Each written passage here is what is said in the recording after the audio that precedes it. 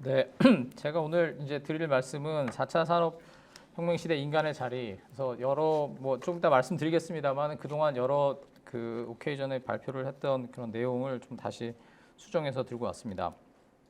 오늘 이제 발표할 순서는 그 다음과 같습니다. 제가 그 기술 철학에 대해서 간단히 소개를 드리는 것으로 시작하는 게 전체적인 어떤 맥락을 파악하는 데 좋을 것 같아서 그랬고요.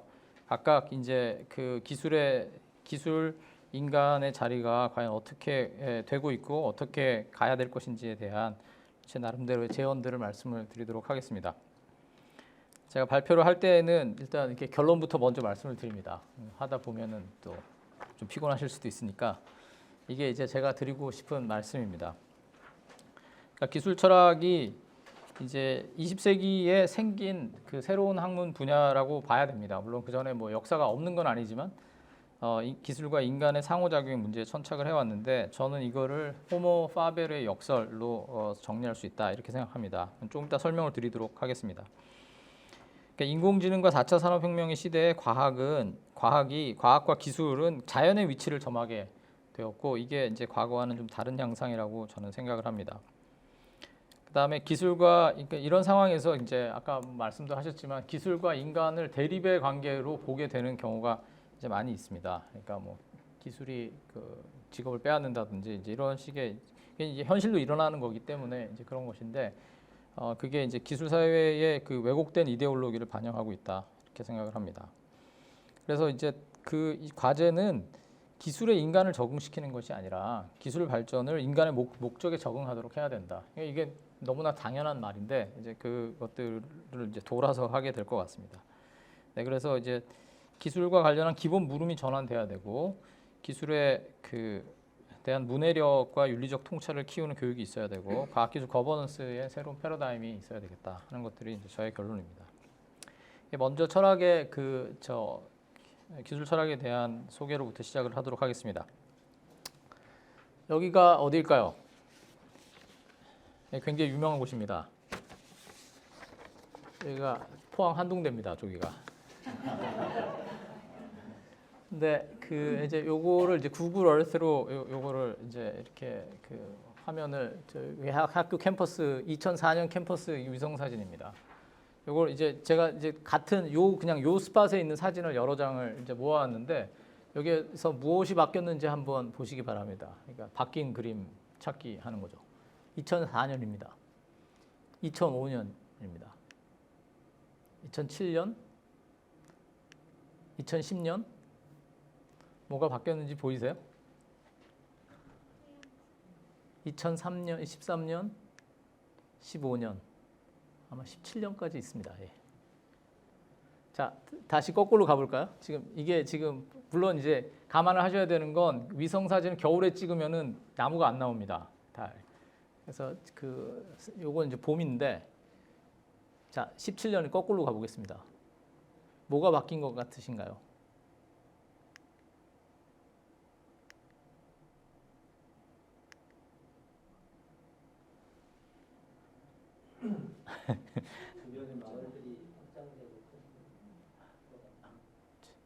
일단 제가 이제 좀 힌트를 드리자면 요 부분을 한번 보시고요. 요 부분도 그러니까 요 아랫부분, 요 부분도 한번 보시고 요 부분을 한번 보십시오.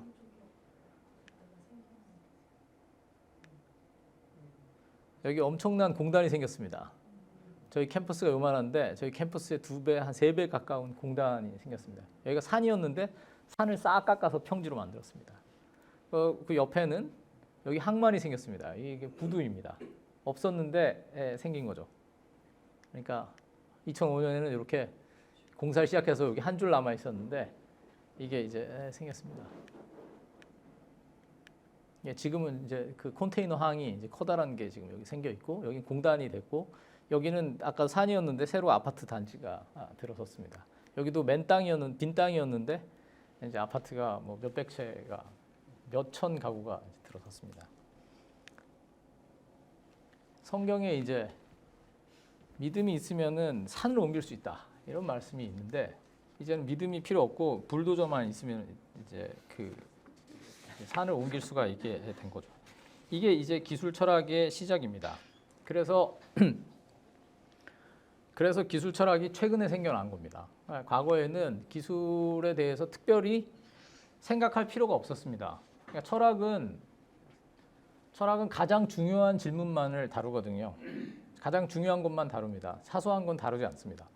근데 과거에 그러니까 예배당을 짓는 기술이 있으면 예배당에서는 예배를 드리기 위해서 짓는 거잖아요. 그러니까 하나님이 중요합니까? 예배당이 중요합니까?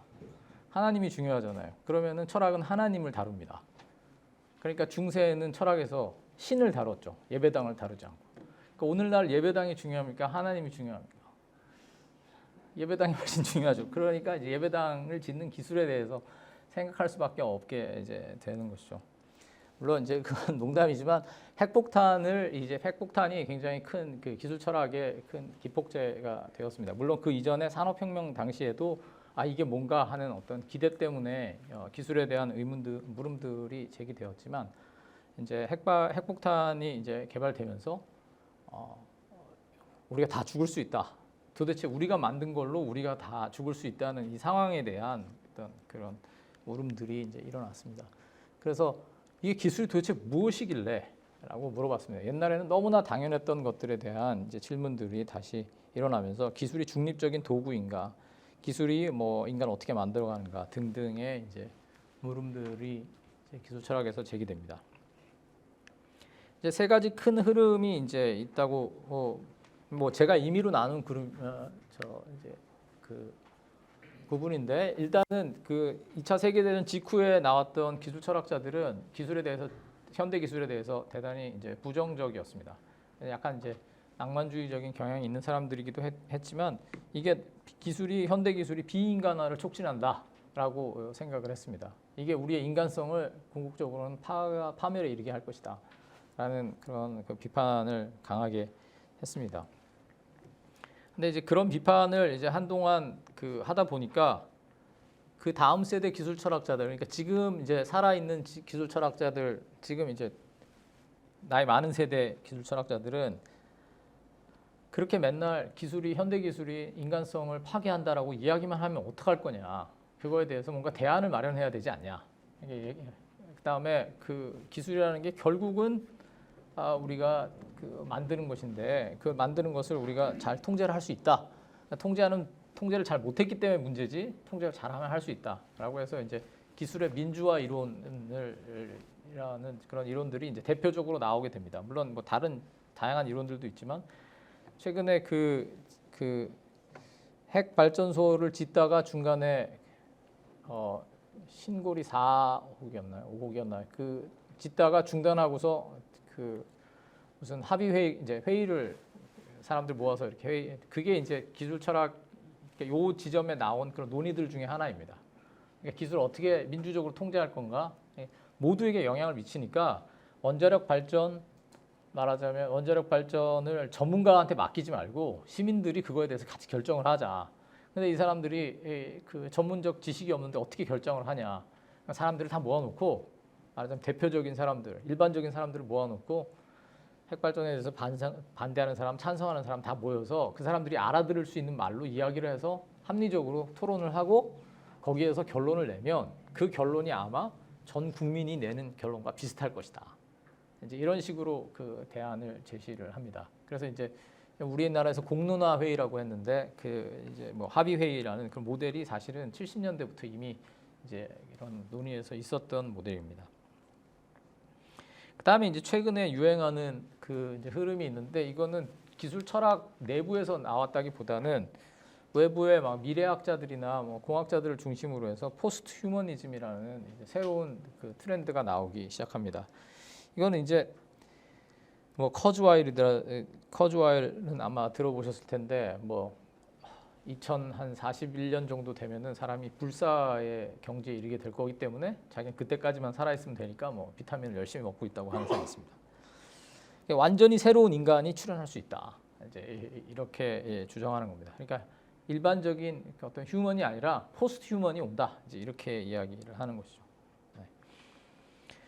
근데 이제 이 흐름에도 이제 두 가지 이제 세부적으로 보면 이제 두 가지 이제 흐름이 있는데 하나는 이제 트랜스 휴머니즘이라고 해서 이건 그냥 공상과학 영화가 이제 실현된다라고 믿는 사람들입니다. 그러니까 정신을 컴퓨터에 다운로드 받을 수 있고 인간과 똑같은 로봇을 만들 수가 있고, 그러니까 포스트 휴먼이라는 게 인간이 사이보그가 돼가지고 사람이 뭐 이렇게 사람 자체가 불사하는 것도 그것도 포스트 휴먼이지만 사람하고 똑같은 로봇이 나온다면 그것도 휴먼인 거죠. 그 사람이 그 로봇이 도덕성도 있고 모든 감정과 어떤 이성 능력을 다 가지고 있다면 그 로봇을 굳이 사람이라 아니할 이유가 없다. 이렇게 이야기해요. 그러니까 지금 우리가 가지고 있는 인간의 개념을 깨고 그 다음 단계로 넘어갈 수 있다. 이렇게 주장하는 것입니다. 심지어 어떤 사람들은 더 도덕적인 인류가 출현할 것이다. 이렇게 이야기합니다. 그다음에 이제 조금 더 이론적인 포스트 휴머니스트들이 있는데 이 사람들은 이제 비판적 포스트 휴머니즘이라고 하는데 이 사람들은 이제 우리가 인간에 대한 이해, 지금까지 이해를 다시 재점검할 필요가 있다. 그러니까 로봇을 만들고 이렇게 하는 과정들을 거치면 이런 그 기술의 발전에 따라서 우리가 지금까지 알아왔던 그 인간에 대한 이해, 가지고 있던 인간에 대한 이해에 여러 가지 그 오류들이나 문제들이 이제 보이게 된다. 이렇게 주장을 합니다. 그래서 이게 일본의 인공지능학회의 가 자기들이 뭐 몇 주년을 기념해 가지고 이제 이게 학술지입니다. 학술지 표지예요. 자기들이 이제 대중한테 좀 가까이 가기 위해서 학회 표지를 이제 이렇게 한번 기획을 한 거예요. 해서 이제 뭐 30주년이 돼서 기획 특집을 내면서 이제 표지를 이렇게 했다가 엄청난 비판을 받았습니다. 이제 자기들은 이제 그냥 대중한테 접근하기 위해서 한 건데 이제 사람들의 반응은 왜 여자냐, 젊은 여자냐. 그러니까 이게 지금 인공지능이잖아요. 뒤에 이제 로봇이 이렇게 꽂혀 있는데 이제 이게 로봇인데 왜 여성이어야 하고 왜 젊은 여성이어야 하고 왜 청소를 하고 있어야 되냐. 이제 이렇게 된 겁니다. 그러니까 이 그림은 그냥 인공지능 이렇게 했지만 거기에 지금까지 우리가 가지고 있던 사람과 남성과 여성, 그다음에 젊음과 늙음, 뭐 하여튼 역할 분담 이런 것들이 여기에 이제 고스란히 그대로 이제 와 있는 거죠. 근데 사실 로봇을 만든다고 하면 그 로봇이 인공지능 로봇을 만든다고 하면 그 남자의 모습을 했건 여자의 모습을 했건 기능상으로 아무런 차이가 있을 수 없는 거거든요. 아무런 차이가 없게 만들 수 있는 거거든요. 그런데 우리가 지금 기존에 가지고 있는 인간에 대한 어떤 생각들이 이제 이런 식으로 그 미래 기술에 투영되는 것은 곤란하다. 이제 포스트 휴먼의 시대로 갈 때는 지금까지 우리 인간 이해를 다시 이제 재점검해야 된다. 이렇게 주장을 하는 들입니다. 그러면서 이제 이 포스트 휴머니스트들은 트랜스 휴머니즘 앞전에 이야기한 이 사람들을 이제 이건 너무 나이브한 근대의 어떤 근대 철학의 그 연장선상에서 그냥 진보의 그냥 끝을 보자는 그런 굉장히 유치한 발상이고 이제는 다른 방식으로 미래를 생각해야 된다 이렇게 주장을 하면서 이제 뭐 여러 가지 이론을 펼치고 있습니다.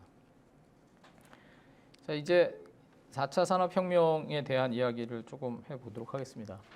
이 그림은 굉장히 오래된 이미 그림인데 간단합니다. 그러니까 1차 산업혁명이라는 거는 동력의 극대화입니다. 그러니까 옛날에 삽질을 했다면 지금 포크레인으로 막 팔 수 있는 거죠.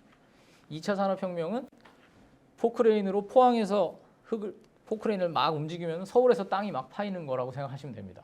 그러니까 동력의 이동입니다. 그러니까 전기를 통해서 동력 생산은 다 울진에서 되지만 서울에서 그 에너지를 쓸 수가 있는 거잖아요. 그게 가능해진 것이 2차 산업혁명입니다. 3차 산업혁명은 컴퓨터를 생각하시면 됩니다. 그러니까 엄청난 말하자면 컴퓨팅 파워를 가진 거를 이야기하고 4차 산업혁명은 그것이 이제 연결되고 그것이 그 컴퓨팅 파워뿐만 아니라 모든 사물이 연결돼서 서로 연동하게 되는 그 상황을 이제 이야기를 합니다. 근데 그거는 조금 더 자세히 들여다볼 필요가 있습니다. 예를 들면 뭐 자율주행 자동차 같은 것들이 있는데 물론 이건 이제 오래된 그림입니다. 이렇게 자율주행 자동차 이렇게 앉으면 안 된다고 합니다. 멀미가 나서 자율주행 자동차에서 해결하지 못한 문제가 멀미, 눈이 오면은 차선을 알아보지 못하는 거, 뭐지 이런 것들이 지금 굉장히 사소한 문제를 잘 해결을 못하고 이제 있는 거죠. 그러나 이미 상당할 정도로 무인 그 자율주행 자동차가 개발이 많이 되어서 요즘 새로 나오는 차들은 상당할 정도의 그 자율주행 능력을 가지고 있습니다. 제가 자율주행 자동차를 만드는 그 공학자들을 많이 만났는데 그분들은 이제 자율주행 자동차가 곧 상용화될 거라고 생각을 합니다. 근데 이제 이거 여기에 비유를 하는 재밌는 비유를 들었습니다. 이건 1920년에 미국의 어떤 도시에서 말의 개체 수가 얼마나 빨리 급격하게 줄어들고 차의 개체 수가 얼마나 갑자기 늘어나는가 하는 걸 보여주는 표입니다. 여기 보면은 10에 3승, 4승 이렇게 돼가지고 기하급수적으로 이게 지금 보통 그래프가 아닌데도 이 말의 숫자는 갑자기 어느 날 줄어들고 자동차의 수가 갑자기 늘어나서 한 20년 사이에 이제 도로에 말이 싹 없어지고 자동차가 생긴 거죠. 이것과 마찬가지로 한 20년 사이에 사람이 모는 자동차는 싹 없어지고 자율주행 자동차가 돌아다니게 될 거라고 생각하는 겁니다. 왜냐하면 그 둘이 같이 다니기는 굉장히 힘들거든요. 자율주행 자동차는 규칙을 지키는데 사람은 규칙을 지키지 않기 때문에 이 둘이 같이 다니면 굉장히 헷갈리니까 빨리 바꿔야 되는데 트랜지션이 안 일어날 것 같지만 금방 일어난다. 이렇게 주장하는 것이죠. 근데 이제 자율주행 자동차라는 거는 그냥 사람 눈하고 뭐 눈을 대신하는 레이더나 뭐 이런 걸 가지고 이렇게 자기가 알아서 보고 쓰고 이렇게 한다고 생각할 수 있지만 서로 계속 통신을 하면서 가는 거거든요. 그러니까 예를 들면 그 두 어떤 차끼리 이렇게 교차하는 곳에서 교차로에 신호등이 필요 없습니다. 이론상.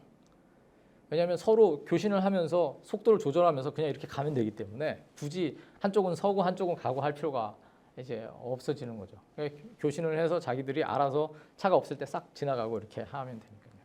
그러니까 이제 아까 모든 것이 연결되어 있다고 했는데 그러니까 강력한 컴퓨팅 파워와 강력한 이제 통신 능력 같은 것들이 이제 굉장히 중요합니다.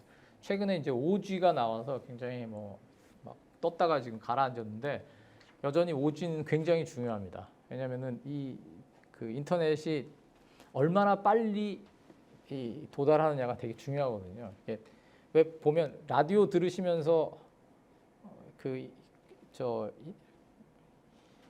폰으로 그 라디오를 듣고 실제 라디오 들으면 여기 이제 갭이 생기거든요.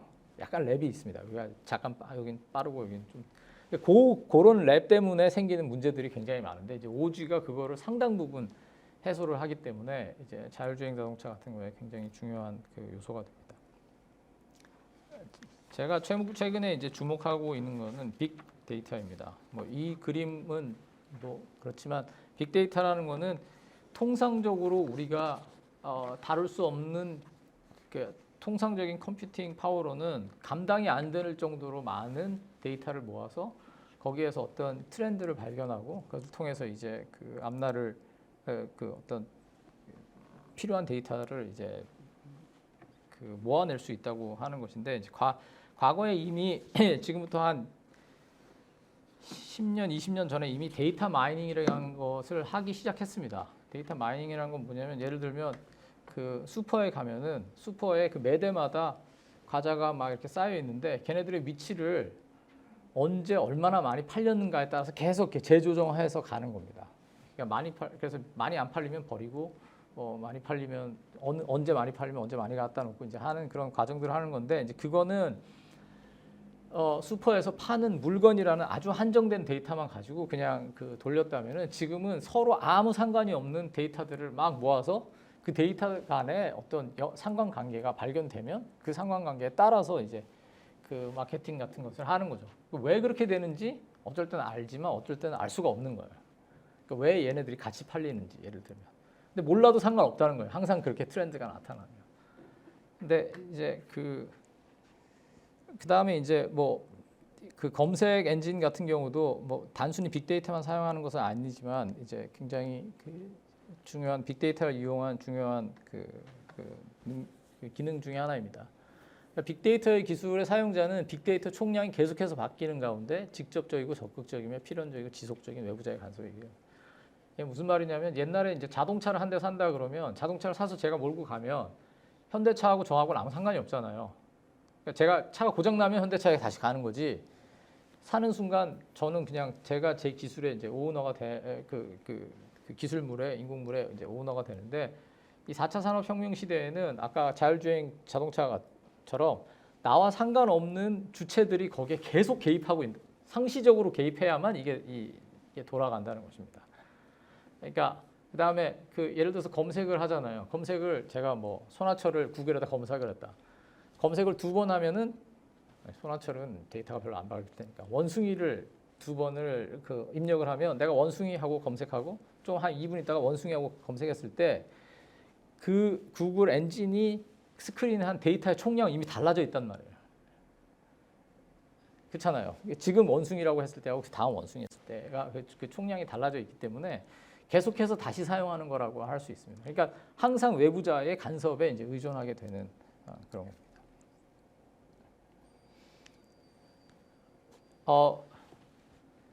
아까 박종균 변호사님이 기술 철학으로 뭐가 되겠나 이렇게 하셨는데 저도 사실 그 말씀이 맞고 저도 정말 뭐 로또 맞아가지고 한동대에 이제 어떻게 들어가서 이제 거기서 이제 먹고 살게 되었는데 2016년에 이제 알파고가 이기는 바람에 그 다음부터 제가 이제 갑자기 이제 1년에 수십 군데에 가서 이제 그 발표를 하게 되었습니다. 이제 지금 이제 끝물이고요. 네, 이제는 끝났습니다. 네. 그래서 이게 이제 이게 준 충격이 굉장히 큽니다. 뭐 이미 이제 이걸 통해서 다 그 여기 계신 분들 많이 들으셨겠는데 바둑에서 그 가능한 경우의 수가 뭐 우주에 있는 원자의 수보다 더 많다고 합니다. 그럼 도대체 그렇게 경우의 수가 많으면 그 경우의 수를 다 계산해서 이게 제일 좋은 수야라고 할 수가 없습니다. 아무리 슈퍼컴퓨터를 몇 대를 갖다 놔도 그건 안 됩니다. 그러면 어떻게 하느냐? 이렇게 많은 경우의 수가 있을 때 그중에 일부만 계산을 하는 겁니다. 근데 사람도 이렇게 하거든요. 그러니까 화점에다가 흑도를 놓으면 상대편도 어느 화점 근처에 어디다 놓으려고 하지 저 구석에다 놓지 않잖아요. 그러니까 처음부터 가능성은 굉장히 많지만 고려하는 옵션 몇 개 안 됩니다. 빅데이터 인공지능도 그 알파고도 정확하게 그것을 합니다. 요거를 고르는 거는 뭐 그 랜덤 셀렉션도 있고 그다음에 지금까지 기보를 모아서 그 근처에서 찾으면 된다 하는 것도 있고 여러 가지 통계적인 작업을 통해서 이렇게 경우의 수가 많지만 그 중에 하나가 아니라 몇 개의 경우의 수만 가지고 계산을 합니다. 근데 몇 개의 그 다음 수도 또 있을 거 아니에요? 그러니까 이거를 계속 연결해 가지고 이제 마지막 결정을 하는 거예요. 이것도 마찬가지입니다. 동일한 상황에서 알파고한테 지금 다음 수를 도라 하면은 알파고가 같은 곳에 놓지 않습니다. 제 말씀이 무슨 말씀인지 알겠습니까? 바둑이 항상 진행되다가 똑같이 판을 만들어 놓고 알파고한테 지금 어디다 놓을까 하면 이번엔 여기다 놓고 다음엔 다른 데다 놓을 수도 있다는 겁니다. 왜냐하면은 이 경우의 수가 반드시 이 경우의 수 요거를 골라내는 것이 어떤 랜덤 셀렉션을 통하고 이렇게 다른 통계적인 걸 통하기 때문에 항상 같은 답이 나오는 게 아닙니다. 그러니까 계산을 해서 답이 나오는 게 아니라 사람하고 똑같다는 거죠. 사실 어떻게 보면 그 판단의 그 영역에서는. 자, 이게 이제 특별히 좀 인상적이었던 거는 바둑이 굉장히 복잡해서 인상적이었지만 사실은 생각해 보면 바둑은 룰도 분명하고 목표도 분명하기 때문에 인공지능이 할 수 있는 것 중에 매우 간단한 것에 이제 속합니다. 근데 저는 여기에 이제 중요한 그 특징이 있다고 생각하는데 이세돌 구단하고 이세돌 구단한테 바둑을 처음 가르쳐 준 사람하고 지금 바둑을 두면 누가 이기겠습니까? 당연히 이세돌이 이기겠죠. 이세돌 구단이 당연히 이길 거 아닙니까? 그러니까 이게 가르쳐 주는 사람이 있고 배우는 사람이 있는데 배우는 사람이 가르치는 사람 능가하거든요. 그게 이제 교육의 이제 신비로운 지점인데, 그러니까 알파고를 할 때 기보를 굉장히 많이 학습을 시켰다고 하는데 그 기보가 그 이세돌 구단 수준의 기보가 그렇게 많지 않거든요. 이건 뭐 수십만 개의 기보를 이야기하고 있는 거기 때문에 후진 기보를 넣었는데 이세돌보다 잘 두게 된 거예요. 이게 이제 굉장히 흥미로운 겁니다. 그러니까 알파고가 왜 저 수를 뒀는지 사람이 모릅니다. 그래서 그때 저는 그 중계를 다 봤는데 첫날에는 알파고가 이상한 데다가 두면 확실히 프로그램은 안 되는군요. 뭐 버그가 있는 것 같습니다. 뭐 이렇게 빈정거리다가 이제 그 해설하는 사람들이 나중에 지니까 이제 말을 못 하는 거예요. 근데 한 3국쯤 가니까 자기들이 이해하지 못하는데 알파고가 두면은 알파 사범이 왜 그러셨을까요? 이제 이렇게 이제 이야기를 뭐 농담 반 진담 반으로 자기도 이제 이게 안 되는 거죠. 자, 그런데 이게 무슨 말이냐면은 알파고가 중간에 바둑을 딱 뒀을 때 이게 좋은 순지 나쁜 순지를 판단할 수가 없습니다, 사람은. 왜냐하면은 아까 이 길을 다시 거슬러 올라가 가지고 계산을 할 수가 없거든요. 그러면 저 손자의 손자의 손자까지 계산해도 안 돼요. 그러니까 결과적으로는 구조적으로 이게 왜 거기다 뒀는지가 구조적으로 은폐되어 있습니다. 그러면 알파고가 좋은 수를 왜 알파 사범이라 하느냐? 이세돌을 이겼으니까 그런 거예요. 그러니까 과정에 대해서 승복을 하는 게 아니라 알파고가 이세돌을 이겼기 때문에 알파고가 좋은 프로그램이라는 것을 비로소 알게 되는 겁니다. 중간에는 알 수가 없어요. 얘가 지금 잘 돌아가고 있는 건지 안 돌아가고 있는 건지 확인할 방법이 없습니다. 자, 이제 이거를 의사나 뭐 아까 변호사도 말씀하셨지만 이게 가장 적절한 가장 근접한 판례야라고 인공지능이 얘기했을 때 아닌 것 같은데 라고 이야기할 수가 없습니다. 알파 의사가 이거는 암인 것 같은데 그러면은 사람 의사가 내가 보기엔 아닌 것 같은데 그렇게 할 수가 없습니다. 사람 의사가 볼 수 있는 그 MRI 사진이 평생 보면 몇 개나 받겠어요. 사람이 판례를 봤으면 몇 개를 받겠습니까? 알파고는 2시간이면 다 끝납니다. 사람 한 사람이 볼 수 있는 그 정도의 그걸 축적하는 데에는 그러니까 전 세계에 있는 MRI 사진 지금까지 찍은 거 다 학습한 다음에 만약에 진단을 내렸다고 하면은 이제 그거에 대해서 이의를 달 수가 없게 되는 거죠. 왜 그렇게 했냐고 물어봐야 이제 되는 거죠. 그래서 요새 설명에 좀 explainable AI라는 이제 개념이 그러니까 AI가 결정을 한 다음에 이 AI가 이제 사람한테 왜 내가 이렇게 결정을 내는지를 해줘야 된다는데 그것도 사실은 이제 약간 어불성설입니다. 그러니까 그거를 보고서 사람이 뭐 판단해서 너 잘못 판단했구나 이렇게 말할 수 있는 게 아니기 때문에 이게 이제 굉장히 그 난감한 지경입니다. 그러니까 구조적으로 이제 은폐되어 있다는 겁니다. 인공지능이 블랙박스화하고 있다는 겁니다. 그러니까 데이터를 넣어주고 결론이 나오면 그 결론에 대해서 잘됐다 잘못됐다 판단을 할 수 없게 되는 거죠. 근데 그 뭐 이것을 가지고 이제 4차 산업을 재해석할 수 있다 뭐 이건데 이건 별로 중요하지 않기 때문에 자 이제 이런 와중에 이제 기술의 발전을 상수로 보게 됩니다. 그 말은 뭐냐면 기술이 이 발전하는 건 당연하다 이렇게 이제 이야기를 하는 거겠죠. 그러니까 오늘날 이제 많은 사람들이 그 기술의 발전은 어차피 이루어날 거기 때문에 이제 거기에 우리가 어떻게 대처하는 게 중요하다 이제 이렇게 이야기를 하고 그걸 이제 제가 기술 예보라고 이름을 붙였습니다. 그러니까 오늘날 우리는 기술 예보의 시대를 살고 있습니다. 기술이 앞으로 이렇게 될 거다라고 하면 우리는 그걸 믿고 그럼 내 아이는 뭐 어떻게 해야 될 것인가, 뭘 가르쳐야 될 것인가 이렇게 생각하는 거죠. 기술은 어차피 발전할 거니까 그 길로 발전할 건데 앞으로 없어질 직업은 뭐고 앞으로 생겨날 직업은 뭐고 이제 이렇게 되는 거죠. 제 딸이 그 몇 년 전에 아직 초등학생일 때 자기는 교수가 안 되겠다고 이제 하는 거예요. 왜 교수를 안 되는? 왜 교수를 안 할? 왜 교수가 싫으니 그랬더니 저 집에 잘 들어오지도 않고 집에 들어와도 자기 일만 하고 놀아주지도 않고 별로 좋은 직업이 아닌 것 같다는 거예요. 맨날 바쁘고. 그래서 제가 넌 교수가 될 수 없단다 이렇게 얘기했습니다. 왜냐면 교수가 없어질 거거든.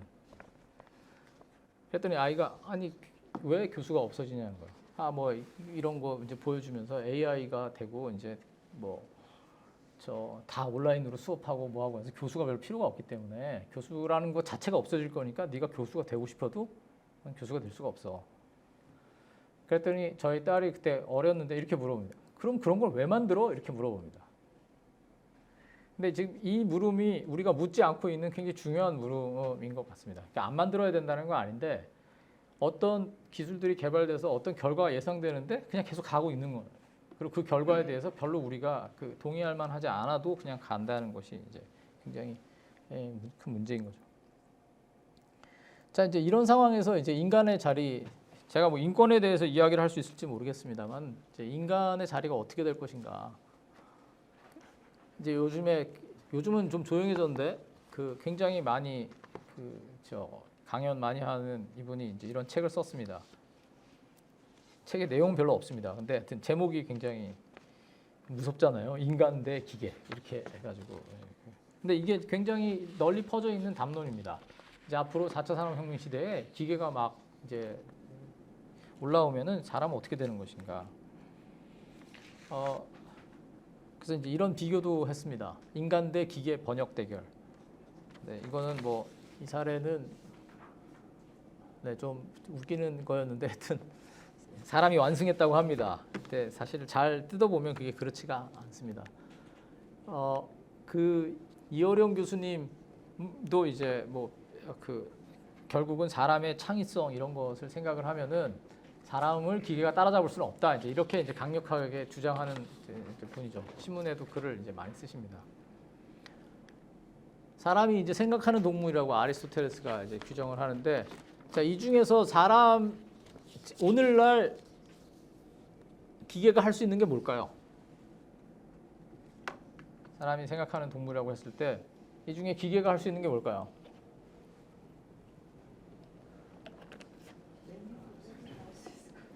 그러니까 이제 생각해 보면은 맨 위에 것만 빼고 다 지금 이미 기계가 다 하고 있거든요. 이혜령 교수님은 이제 이게 사람이기 때문에 사람은 저 기계가 따라올 수가 없다 이제 이렇게 말씀을 하시는 거고요. 근데 이제 문제는 이런 사람이 그렇게 많지 않다는 게 문제입니다. 그러니까 창의력이 있고 뭐 도덕심이 있고 그런 사람이 뭐 그런 사람도 있지만 뭐 이혜령 교수님 굉장히 창의력이 있지만 저는 별로 창의력이 없거든요. 그럼 이제 그 창의성이 인간이다 이렇게 이야기하면은 많은 사람이 인간이 아니게 되는 거죠. 그러니까 이제 이게 그 간단한 그 문제가 아닙니다. 이세돌이 이제 바둑을 두고서 굉장히 칭찬을 많이 받았습니다. 왜냐하면 저도 좀 멋있게 졌다 이렇게 돼가지고 저도 변명하거나 뭐 이렇게 하지 않고 굉장히 멋있게 이제 이 사람이 이제 뭐라고 얘기했냐면은 말하자면 이세돌이 진 거지 사람이 진 게 아닙니다. 이렇게 이야기했습니다. 되게 멋있잖아요. 제가 부족해서 진 거지 사람이 진 게 아닙니다. 근데 뭐 멋있기는 하지만 사실이 아닙니다. 왜냐하면 이세돌이 졌는데 제가 이길 수 있겠어요? 그러니까 이세돌이 졌으니까 대부분의 사람이 진 거예요. 이세돌만 이긴 거죠, 사실은. 이세돌은 이제 인공지능에게 이긴 마지막 사람으로 기록될 것입니다. 과거에 어떤 체스의 무슨 가스파론가 하는 사람이 인공지능에 대해 진 첫 번째 말하자면 인간이 돼가지고 그럼 이제 그 위키피디아에도 나온 두고두고 불명예를 안았는데 이세돌 구단은 인공지능에게 이긴 마지막 기사로 이제 그 앞으로 역사에 기록될 것입니다. 자, 이제 이 상황이 이렇게 되다 보니까 이제 이런 이야기를 합니다. 창의적인 인재를 키워야 되겠다. 왜냐하면 그 인공지능을 만드는 사람이 돼야 되겠다. 이제 결론은 그렇게 날 수밖에 없는 거죠. 그래서 이런 왜냐하면 창의적인 인재가 한 명이 100만 명을 먹여 살릴 수 있기 때문이다. 이제 이렇게 어떤 사람이 어떤 그 공직자가 이야기했습니다. 제가 이걸 본 다음에 제가 대학에도 강의를 많이 갔는데 대학에 갈 때마다 이렇게 이야기합니다. 이제 뭐 서울대학교는 문을 닫아도 되겠습니다. 왜냐하면 한 명이 100만 명 먹여 살리는 시대가 오는데 한동대가 조금 있으면 한 7천 명 정도 이제 졸업생이 되거든요. 7천 명이면 70억 인구를 다 먹여 살릴 수 있어요. 한 명이 100만 명씩. 그러니까 대학이 다 없어져도 되고 한동대만 남아 있으면은 이제 되니까 대학은 이제 문 닫아도 돼요. 한 명이 100만 명을 먹여 살리면 되니까. 그렇게 이제 농담을 하는데 한번 생각해 보십시오. 한 명이 100만 명을 먹여 살리는 세상이 좋은 세상인가? 이런 생각을 해봐야 됩니다. 그러니까 내 자식이 100만 명을 먹여 살리는 한 사람이 될 것인가? 한 명한테 얻어먹는 100만 명이 될 것인가? 그러니까 물론 집집마다 천재가 한 명씩 있기는 한데 그러나 산술적으로 봤을 때 말이 안 되잖아요. 한 명이 100만 명을 먹여 살리면 나는 얻어먹는 100만 명이 될 가능성이 100만 배 많은 거잖아요. 그러니까 이제 그러면은 이제 이런 이야기를 이렇게 자신 있게 하는 거는 굉장히 사실은 그래서 이제 저는 지금 이런 담론들이 이상하게 그 기시감을 주는 그런 일이 있다고 생각을 합니다. 그러니까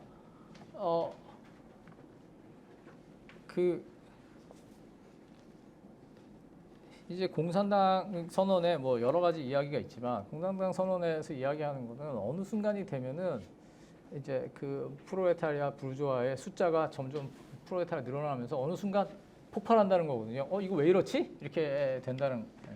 근데 지금 그 어떤 4차 산업혁명의 그런 상황에서 점점 그 일자리 문제나 이런 것들이 굉장히 위험한 방식으로 진전되고 있다고 생각을 합니다. 그러니까 단순히 먹고 사는 것의 문제뿐만 아니라 사람이 일하는 것이 가지는 그런 중요성이 있는데 이제 그게 점점 이제 그 무시되는 거죠.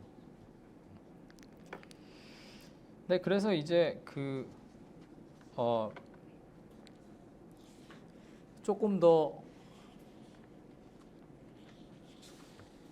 이제 저의 이제 제안으로 조금 이제 가보려고 하는데 저는 기술에 대한 이해를 조금 더 이렇게 새롭게 할 필요가 있다고 생각합니다. 새롭다기보다는 옛날의 이해를 좀 더 잘 들여다봐야 된다고 생각하는데 이분은 월터 옹이라는 분인데 구술 문화와 문자 문화에 대한 그 상당히 유명한 책을 썼습니다. 많이 알려지진 않았지만 이분이 연구한 건 뭐냐면 글자가 없을 때 사람들은 어떻게 생각했을까 이겁니다. 글자가 아예 없을 때. 그래서 이분은 구술 문화일 때 글자가 있기 전에는 사람이 지금 글자를 가졌을 때와는 전혀 다른 방식으로 생각한다고 주장합니다.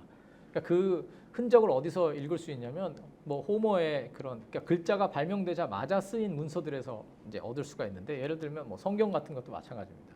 그러니까 거기에는 이렇게 논리적으로 하나씩 이렇게 차근차근 쓰여 있는 문서가 아니라 계속 반복하고 했던 이야기 또 하고 뭐 이렇게 그다음 외우기 좋게 써놓고 이제 이렇게 그런 것들이 있는데 이분은 이 주장하기를 글자 때문에 우리가 생각하는 방식 자체가 바뀌었고 철학도 수학도 모든 학문도 글자가 있기 전엔 불가능했다 이렇게 주장을 합니다. 그러면서 뭐라고 이야기하냐면 사람에게는 그 본성이 있는데 그 본성 중에 하나가 본성적이지 않은 그러니까 자연스럽지 않은 것을 만드는 그런 특징이 있다. 이제 이렇게 이야기를 합니다.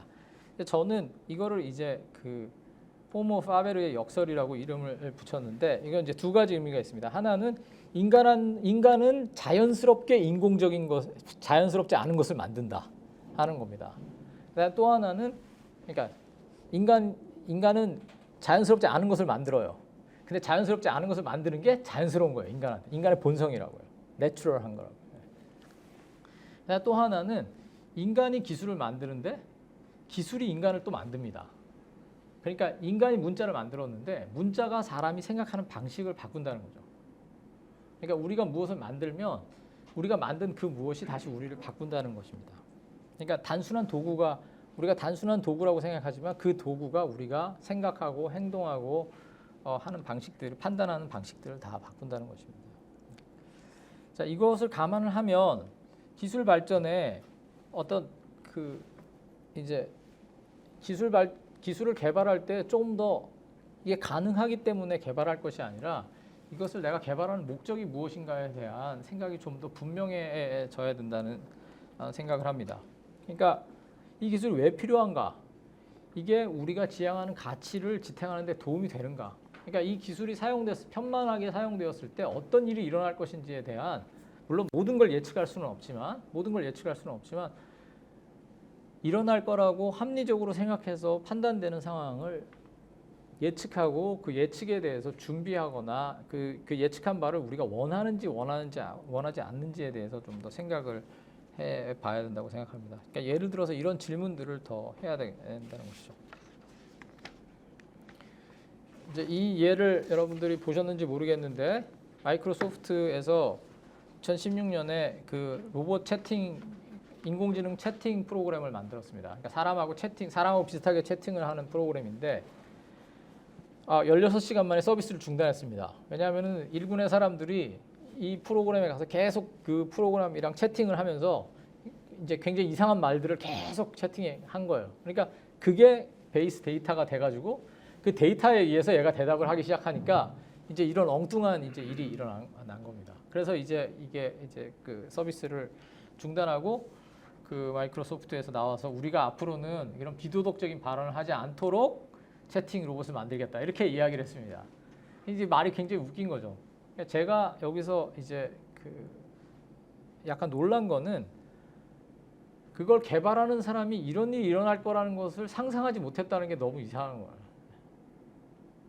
그러니까 이거는 물론 지난 뒤니까 우리가 더 생각하기 쉽다 이렇게 생각할 수도 있지만 제 생각에 그 어떤 그 이런 프로그램들을 만들 때 공학자들이 어디까지 상상하면서 이걸 만드는가, 이게 어떤 영향력을 미칠 것인가에 대한 생각이 있느냐. 개발자들과 이렇게 이야기를 해보면 자기한테 주어진 목표를 그냥 달성하는 것에 급급하지 그게 그러니까 2차적으로 어떤 영향을 미칠 것인가에 대해서는 생각하지 않으려고 하거나 아니면 전혀 생각할 생각이 없거나 그런 경우가 굉장히 많이 있습니다. 시간이 많이 가기 때문에 이제 최근에는 이제 그 킬러 로봇에 대한 개발을 규제해야 된다는 이야기들이 지금도 계속 되고 있습니다. 이건 물론 기사는 2015년 거지만 그 뒤로도 이제 계속 이런 이야기들이 나오는데 킬러 로봇이라는 건 뭐 간단한 겁니다. 그러니까 기계가 스스로 판단해서 사살하는 것입니다. 그러니까 지금 같은 예를 들어서 지금도 드론으로 이제 암살을 하고 하는데 드론으로 암살을 하는 거는 어쨌든 뭐 그 밖에서 원격으로 이걸 조정을 해서 사살을 하는 거거든요. 그다음에 이제 그러니까 적이 누군지를 기계가 직접 판단하고 죽이지는 않는 거죠. 근데 이제 휴전선 같은 데에서 이 기계를 배치해 놓고 누군가 넘어오면은 이게 적군인지 아군인지 호스타일한지 그렇지 않은지를 판단해서 바로 저격하게 하는 게 이제 그 자동 킬러 로봇입니다.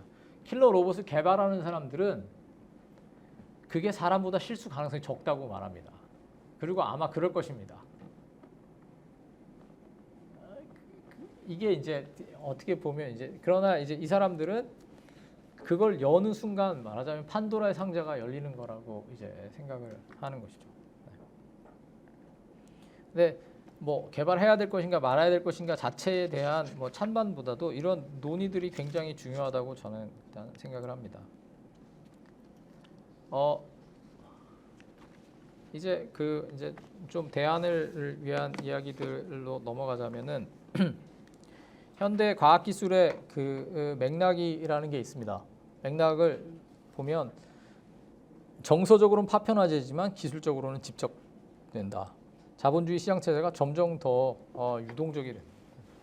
공적 기관들이 과학기술 개발의 주체로 나서고 있다. 그러니까 뭐 이건 뭐 간단히 말하면 그냥 기업, 정부 이렇게 되는 겁니다. 특별히 이제 정부가 과학기술 개발의 주체가 되는 겁니다. 그러니까 개인 사업자로서는 할 수 없는 그 거대 기술들이 점점 많이 생기고 아까 예를 들면 자율주행 자동차 같으면 누군가 앉아가지고 자율주행 자동차를 내가 만들었어 이렇게 해서 끝나는 게 아닙니다. 모든 도로 시스템과 법제가 다 바뀌어야 되기 때문에 이게 이제 굉장히 복잡한 이야기가 됩니다. 또 국제적 협력이 없이는 개발도 규제도 불가능합니다. 그러니까 개발이 불가능하다는 얘기는 약간 다양스럽지만 규제가 불가능하다는 얘기는 굉장히 좀 난감한 일입니다. 예를 들어서 우리나라가 뭐 인간을 복제하는 건 안 된다. 라고 아무리 강하게 이야기해도 중국에서 복제해버리면 그냥 그건 뭐 어쩔 수가 없는 거잖아요. 그래서 이제 모두의 삶에서 엄청난 영향을 미치는 과학기술 영역에서 유의미한 공적 담론이 필요합니다. 자, 한국의 이제 과학기술 발전의 이제 과정을 보면 우리는 과학기술 발전을 통해서 말하자면 과학기술 입국을 이제 경험한 나라입니다.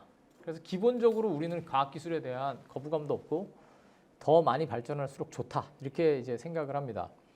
근데 이제 그 과학기술 추격국에서 이제 선도국으로 바뀌면서 생기는 약간의 이제 그 갭이 문제가 있는데 뭐냐면 그러니까 과학기술 발전을 달리기로 표현하자면은 벌판에서 막 이제 달리는 거예요. 그럼 1등을 보면서 그냥 달리면 됩니다. 1등이 가는 방향으로 계속 가면 되니까요. 근데 2등을 하다가 1등이 딱 되고 나면은 앞에 광활한 대지가 펼쳐져 있고 내가 1위를 갈지 2위를 갈지를 결정을 이제 해야 되는데 한국은 지금까지 계속 남의 뒷공무니를 계속 따라오는 방식으로 기술 개발을 해왔기 때문에 그냥 이거에 대해서 어떤 방향성을 설정하는 것을 스스로 해본 적이 별로 없습니다. 그러니까 우리가 이제 것을 그런 이야기하는 것 자체를 굉장히 답답하게 이제 생각하고 왜 그런 걸 우리가 다 따져야 되냐 이렇게 하는 경우가 굉장히 많고 사실 우리나라의 기업들은 차라리 2등을 하기를 그냥 차라리 2등의 자리로 갑니다.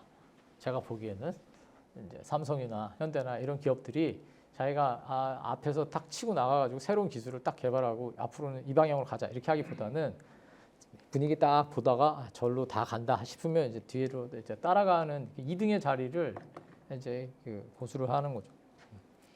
근데 어쨌든 뭐 그렇게 하거나 말거나 결국 우리나라가 지금 와서는 이제 일정한 책임을 져야 되는 그런 그러니까 과학기술의 영역에서도 책임을 져야 되는 위치로 점점 이제 가고 있다는 생각이 듭니다. 자, 그럴 때는 어떻게 이제 저는 이제 세 가지를 이야기를 하는데 물론 매우 추상적인 이야기들입니다만 하나는 물음의 전환입니다. 그러니까 흔히 묻는 물음이 있고 우리가 마땅히 물어야 될 물음이 있는데 간단히 말하자면 아까 말씀드린 일기예보처럼 일기예보에서 비가 온다고 하면 우산을 준비하잖아요. 어떻게 하면 비가 오지 않게 할 수 있을까 이렇게 생각하지 않는다는 말이에요. 그러니까 제가 아까 기술이 자연이 됐다고 하는 게 기술 발전을 비 오는 것처럼 생각하는 거예요. 기술 예보를 하고 우리는 어떤 우산을 쓸까 그거를 이제 생각을 하고 있는데 그런 게 아니라 이제 어떤 세상을 만들어야 될 것인가에 대한 조금 더 적극적인 생각이 필요하다 하는 것이 이제 물음의 전환입니다. 그러니까 아까 그 김대식 교수 같은 사람은 강인공지능이라는 그 사람이 이제 강인공지능과 약인공지능이 있는데 강인공지능은 뭐 언제 올지 모르고 어떻게 될지 모르고 뭐 막 그러다가 이제 강의가 끝나는데 그게 중요한 문제가 아니라 강인공지능을 만들 수 있냐 없냐 만들면 어떻게 할 것이냐 그럼 그 강인공지능이 만들어져서 진짜 사람하고 똑같은 사람 로봇이 만들어지면 그 로봇한테 전도를 해야 되냐 그거는 생각하는 데 우리 상상력을 키우는 데는 굉장히 도움이 되는데 실질적으로 이제 물어봐야 될 거는 인공지능을 누가 어떤 방식으로 관리해야 되는가 거기에 공공 데이터를 어떤 방식으로 관리해야 되는가 하는 것들이 훨씬 더 중요한 이슈라는 것이죠. 그래서 그리고 궁극적으로는 좋은 사회가 어떤 사회고 좋은 삶이 어떤 삶인가에 대한 물음들이 계속 이제 이어져야 된다고 생각합니다. 하나는 과학기술 거버넌스를 위한 문해력 교육을 해야 됩니다. 이건 이제 뭐냐면은 저는 뭐 코딩 교육을 하는 것에 대해서 어떤 사람들은 왜 인문학 교육 안 하고 코딩 교육을 하냐? 저는 코딩 교육 해야 된다고 생각합니다. 근데 코딩 교육을 해서 걔가 무슨 프로그램 개발자가 될 수도 있기 때문에 하는 게 아니라 우리가 기본적인 경제 상식을 알아야 되고 우리가 민주주의에 대해서는 기본적인 상식을 알아야 되는 것처럼 과학기술에 대해서도 우리가 이제 지금보다 훨씬 더 많은 정도의 지식을 가져야 과학기술 정책에서 시민들이 참여할 수 있는 여지가 생겨나기 때문에 그런 과학기술 거버넌스를 위한 문해력 교육, 리터러시가 생겨야 된다고 생각합니다. 이게 쉽지 않은 일인데 조금 더 그러니까 왜 이걸 하느냐를 이제 해야 되는데 저는 학생들한테도 굉장히 우리가 교육을 하면서 잘못된 사인을 주고 있다고 생각합니다. 그러니까 우리가 그러니까 애들이 이렇게 이야기하는 거거든요. 왜 미적분은 나는 평생 쓰지 않을 건데 미적분을 왜 배워요? 이제 이렇게 물어보고 그거에 대해서 이제 어른들은 할 말을 잃는 경우가 이제 많은데 우리가 이렇게 교육을 할 때 이게 그걸 가지고 나중에 뭘 쓰기 위해서 하는 게 아닌 기본 교육이라는 게 시민을 만들기 위한 교육이 그 사람들이 다양하게 이렇게 알고 있어서 신문을 읽어도 무슨 소리인지 알고 그다음에 생각하는 힘을 기르고 그걸 하기 위해서 기본적인 교육 과정을 하는 건데 그걸 자꾸 쓰임새를 중심으로 이야기를 하니까 이거 나중에 어디다 써요? 이렇게 이야기하면은 어른들도 그거 다 모르겠다. 이걸 왜 가르치냐? 쓸데도 없는데 이렇게 이야기를 하게 된단 말이에요. 그러니까 인문계 학생들은 이공계에 관련한 걸 아무것도 배우고 싶어 하지 않고 이공계 학생들은 내가 왜 뭘 해야 되냐 이렇게 되는데 이게 좀 문제라고 생각합니다. 그 다음에 이제 기본적으로는 인간다움에 대한 생각들을 할 수 있는 그러니까 과연 인간다움다는 게 무엇일까에 대한 고민들을 좀 다시 해야 된다고 생각합니다. 너무 기능적으로 사회가 되다 보니까 뭐 융합 인재가 돼야 된다, 창의 인재가 돼야 된다 하는 이런 키워드들에 맞춰가지고 우리가 이제 교육을 하게 되는데 그게 중요한 게 아니라 인간의 그러니까 100만 명을 먹여 살리는 한 명을 만드는 거가 중요한 건 아니라고 생각합니다. 그건 뭐 저절로 나오는 사람이 하면 되는 것인데 그것보다는 그 한 사람을 제어할 수 있는 사람을 만들어내는 게 훨씬 더 현실적인 교육의 목표가 돼야 되지 않을까 그런 생각을 해봅니다. 그다음에 기존의 과학기술 거버넌스가 이제 전문가, 국가, 기업 주도로부터 이제 그걸 다 시민들이 결정을 할 수는 없을지도 모르지만 적어도 시민들이 그거에 대한 설명을 요구해야 된다고 생각합니다. 그러니까 저는 과학기술 개발을 할 때 그게 왜 그 개발자들이 이걸 왜 개발하고 이 개발하면 뭐가 좋고 이게 우리가 공동으로 추구하는 선에 어떻게 기여할 것인지를 설명하라고 요구를 해야 된다고 생각합니다. 그냥 이건 참 편하잖아요, 빠르잖아요. 이제 이런 식의 그 접근은 조금 더 지양해야 되지 않을까 그렇게 생각을 합니다. 네, 저 아까 결론은 이미 말씀드렸기 때문에 여기까지 하도록 하겠습니다. 감사합니다.